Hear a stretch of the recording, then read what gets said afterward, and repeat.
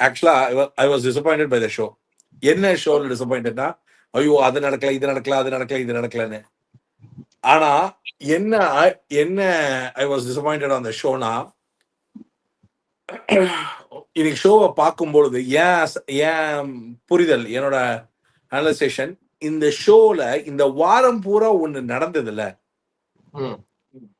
அதுல ஏற்பட்ட ஒரு தாக்கங்கள், நியாயங்கள், அநியாயங்கள் விமர்சிக்கிறத விட லாஸ்ட் 3 வாரமா விக்ரமுக்காக வாதாடும் விஜய் சேதுபதி மாதிரியே தெரியுது.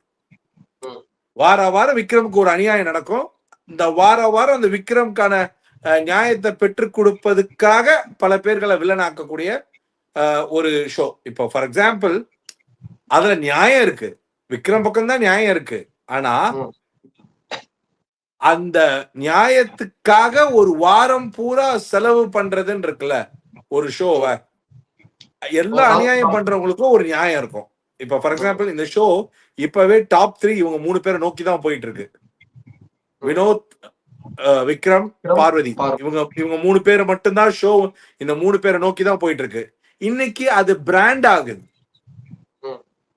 நீ இந்த 3 பேர் இல்லாம இன்னும் 2 பேருக்குன்னா அதுல ஏன் பார்வைக்கு அரோரா உள்ள வந்துருவா போல் இருக்கு. இன்னும் அந்த ஒரு லேயர் தான் அது. லெட் இட் பி சாண்ட்ராவா, திவ்யாவா, இல்ல ஒருவேளை கனியா, எனக்கு சரியா தெரியல. நீங்க என்னடா கனிலாம் சொல்றீங்கன்னா எனக்கு தெரியல, ஒருவேளை கம்பரிஜனை கூப்பிட்டு வரதுக்கு இருக்கீங்களா, என்ன பிளான்ல இருக்கீங்கன்னு எனக்கு நிஜமாவே தெரியல. ஆனா பை ஆல் மீன்ஸ் இந்த கேம் வந்து இந்த ஒரு 3 பீப்புள், அதுல you are giving so much of space for Vikram. வாரம் பூரா கொடுக்கறது இல்லாம ஒரு வீக்கெண்ட் பூரா விக்ரம பேச விடாம விக்ரம வந்து பிராண்ட் பண்றீங்க நீங்க. அது வந்து எப்படின்னா, அப்படி பார்க்கும் பொழுது த மோஸ்ட் அக்லியஸ்ட் பிளேயராக சொல்லக்கூடிய பார்வதி இல்லைன்னா விக்ரம் இவ்வளவு ஹைலைட்டே ஆக முடியாது. அக்லியஸ்ட் கேம் ஆடுறா பார்வதி. ஆனா இது கேம்ன்றதுனால தானே அக்லியா ஆடுறா. இந்த சித்தாந்தம் இவளுக்கு கரெக்ட்னு படுதுல. நீங்க ஒரு விதமா எப்படின்னா, உங்களால ஒரு விஷயம் என்னன்னா, ஒரு தவறான விஷயம், இப்ப அந்த மனுஷன் அழுதுட்டான்றதுக்காக இவ்வளவு ஸ்பேஸ் எடுத்து இந்த நியாயத்தை உடைக்கிறதுக்காகயா, இல்ல இந்த ஷோக்குள்ள பேசப்பட வேண்டிய சில விஷயங்கள், தவற விடுற விஷயங்கள், இவங்களுடைய ரியலைசேஷன் ஆர் ரிக்ரெட்டிங் ஃபேக்டர் எனக்கு தெரியாது. சண்டே ஷோ எப்படி போயிருக்கு அப்படின்றதுலாம் தெரியாது. I am very close to it, but I am very, எனக்கு வந்து ரொம்ப ரொம்ப ஃப்ரஸ்ட்ரேட்டடா இருந்தது என்னன்னா, இந்த ஷோல இன்னைக்கு யாரையும் கத்தணும், திட்டணும், வறுத்தெடுக்கணும் இதெல்லாம் நான் எதிர்பார்க்கல. ஒரு மாதிரி இந்த செல்லம் கொஞ்சற மாதிரி ஒரு மாதிரி ஹேண்டில் பண்றது. ரம்யா கிட்ட போய் இவ்வளவு கம்பு சுத்த தேவையில்லை. கரெக்ட், நீ சொல்லுவ கரெக்ட். பட் இருந்தாலும் வரேன் பாயிண்ட் வரேன். ஒண்ணே ஒண்ணு இன்டர் பண்ணி கேட்டுக்கிறேன் சார். அது கேட்கணும்னு இல்லைன்னா நம்ம அப்புறம் வேற ஏதாவது டாபிக் போயிடுவோம். லாஸ்ட் 3 வீக்ஸ் சொன்னீங்க, இப்போ பார்வதி வந்துட்டு அக்லியஸ்ட் கேம், அது இதுக்கு முன்னாடி வரங்கள் ஓகே. பட் இந்த வீக் வந்து பார்வதி அக்லியா பண்ணலையே, அவங்க கண்டென்ட்டுக்காக தானே பண்ணாங்க.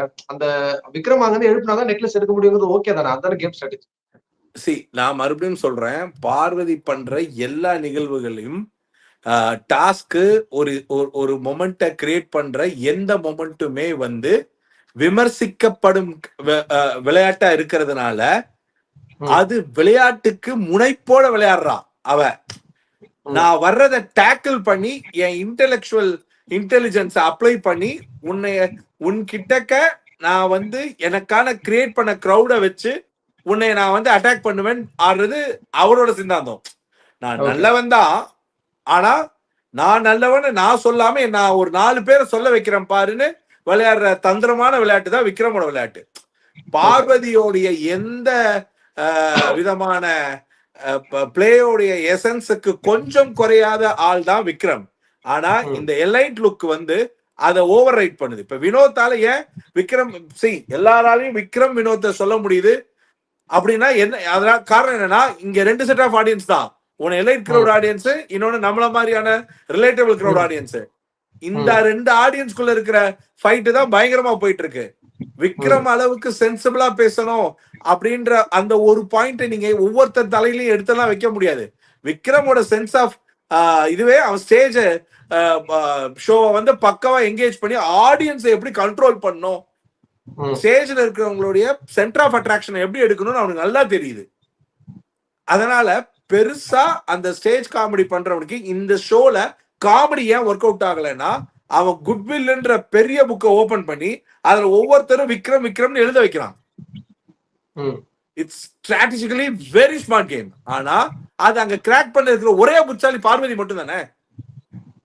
இன்னொருத்தன் அவன் புத்திசாலித்தனமே இல்லாட்டியும் அவன் தப்பு பண்றான், தப்பா பேசுறான், என்னவோ ஒரு மாதிரி ஒரு கிருத்தனா, ஆனா ஷோவை என்கேஜ் பண்ணிட்டு போற இன்னொரு என்டர்டெய்னர் யாருன்னா வினோத். இவங்க 3 பேரை எடுத்து வச்சுட்டு இந்த ஷோக்குள்ள இருக்கிற மிச்ச பிளேயர்ஸ் எல்லாம் இவங்க 3 பேரை சுத்தி சுத்தி சுத்தி ஷோ பண்ணிக்கிறாங்க. நல்லா பார்த்தனா இவங்க 3 பேரை மட்டுமே சுத்தி தான் மத்தவங்க எல்லாரும் விளையாடுறாங்க. இவங்க 3 பேரை ஒரு நேரம் ஒரே ஒரு வாரம் இவங்க 3 பேரை ஆஃப் பண்ணிட்டு இவங்க எல்லாம் விளையாட சொன்னா இவங்க கூட கண்டென்ட்டே கிடையாது. சாண்ட்ரா திவ்யாவால கண்டென்ட் வராது, வியானா பிரஜின் கூட கண்டென்ட் வராது, இல்ல சபரி கனியோட கண்டென்ட் வராது. இவங்க யாராலையுமே கண்டென்ட் பண்ண முடியாது.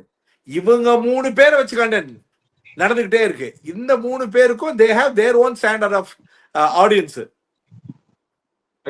ஆனா இப்போ இன்னைக்கு இருக்க ஒரு ஸ்டேஜ்ல ஒரு பிளேயர் வந்துட்டு ஒரு பேச்சு கேக்குற சார், ரொம்ப அக்ரெசிவா இல்ல ரொம்ப வந்து எப்படி சொல்ல, இப்ப பார்வதி மாதிரி விளையாடுறாங்கன்னு வச்சுக்கோங்களேன், நிறைய பேருக்கு வந்து அது பிடிக்க மாட்டேங்குது, அவங்க வந்து இந்த மாதிரி இருக்காங்க. இப்போ கனி மாதிரி பேசினாலும் பாலிஷ்டா வந்துடுறதுன்னு ஒரு பேர் வருது. இப்ப அதான் ஆரிய அர்ஜுனனே இந்த சீசன் விளையாண்டாலும் அவர் குட்வில் புக்ல இருக்கணும்னு பேசுறாரு, இல்ல அவர் ஏதோ ஒன்றுக்காக நடிக்கிறாருங்கிற மாதிரி ஒரு விமர்சனம் வந்துருது இல்லையா? உண்மையிலே நல்லவன் இருந்தா எப்படி சார் இருப்பான்? இல்ல நான் என்ன சொல்றேன்னா, இந்த ஷோக்கு எதுக்கு நல்லவன் கெட்டவன்? இந்த ஷோல கெட்டவன் பேர் எடுக்கிற பார்வதி என்ன இந்த தேசத்தோட துரோகியாவா மாறப்போகுது? என்ன அபிப்பிராய பிம்பம் ஏற்படுத்துது, ஒரு டிஜிட்டல் வேவ நாய்ஸை கிரியேட் பண்ணுது. ஆனா அந்த பொண்ணுக்கு தெரியும்ல இது கேம்னு. அதனாலதான் இந்த பொண்ணு விமர்சனத்துக்கு பயப்படாம விளையாடுது.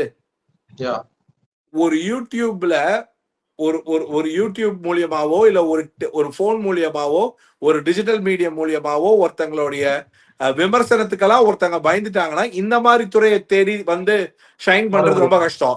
அதுல இந்த பொண்ணு ஒரு டிகிரி முடிச்சுட்டு தானே உள்ளே வந்திருக்கு.